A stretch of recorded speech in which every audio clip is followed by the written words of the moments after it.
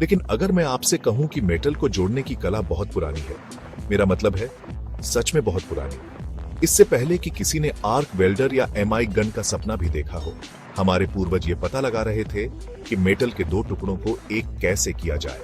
उनके पास fancy equipment नहीं था, उनके पास दीवार में लगाने के लिए कोई प्लग नहीं था, उनके पास आग थी, एक हथौड़ा था और ढेर सारा हौसला था।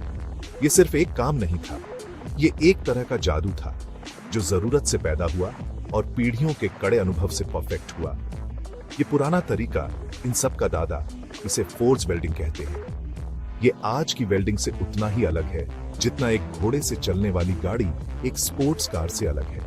इसमें कोई गैस नहीं होती, मॉडर्न तरीके से कोई फिलर रॉड नहीं होती और निश्चित रूप से कोई डिजिटल रीडआउट नहीं होता। इसके सिद्धांत आसान थे, लेकिन इसे करना बिल्कुल भी आसान नहीं था। ये एक गंदा, पसीना बहाने वाला और खतरनाक काम था जिसमें अविश्वसनीय स्किल और समझ की जरूरत होती थी। लोहार सिर्फ एक मजदूर नहीं था, वो एक वैज्ञानिक और कलाकार, दोनों एक साथ थे। ये बेसिकली एक सुपर हॉट फर्नेस है, एक भट्टी जो जलते हुए कोयले या चारकोल से भरी होती है, जिसे धौंकनी से लगातार हवा देकर बहुत गर्म किया जाता है।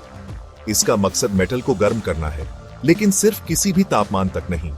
लोहार एक बहुत ही खास गर्मी चाहता है, एक चमकदार, लगभग आंखों को चौंधिया देने वाली पीली सफेद चमक।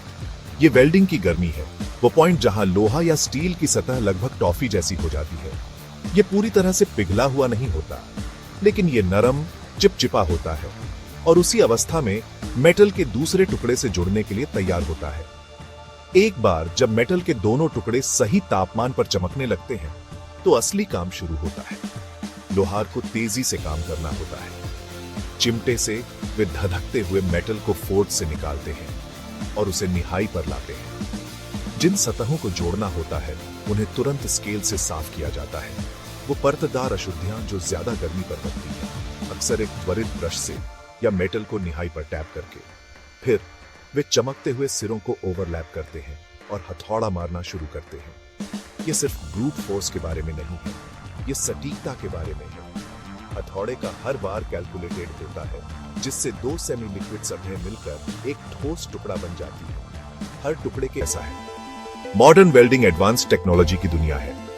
हमारे पास MIG, TIG और स्टिक वेल्डिंग जैसे तरीके हैं। ये प्रक्रियाएं बिजली का उपयोग करके एक अविश्वसनीय रूप से गर्म आर्क बनाती है, सूरज की सतह से भी ज्यादा गर्म, जो मेटल को बहुत नियंत्रित, स्थानीयकृत तरीके से पिघलाती है। हम हवा से वेल्ड को बचाने के लिए शील्डिंग गासों का उपयोग करते हैं और मटेरियल जोड़ने के लिए फिलर मेटल्स का उपयोग करते हैं, जिससे मजबूत, साफ और अत्यधिक सटीक जोड़ बनते हैं। ये तेज, अधिक कुशल और कई मायनों में पुराने जमाने के लोग जो कर सकते थे, उससे कहीं ज्यादा बहुमुखी है। श्रम में अंतर चौंकाने वाला है। फोर्ज वेल्डिंग एक शारीरिक रूप से थकाऊ, मैनुअल प्रक्रिया है।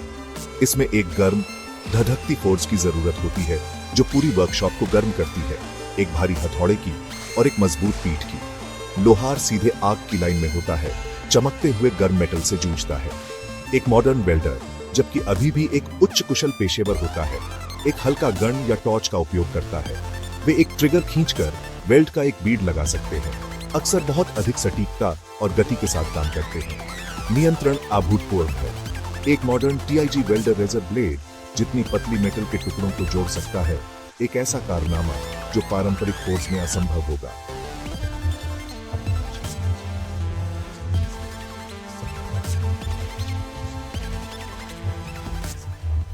जिसका सम्मान करना चाहिए।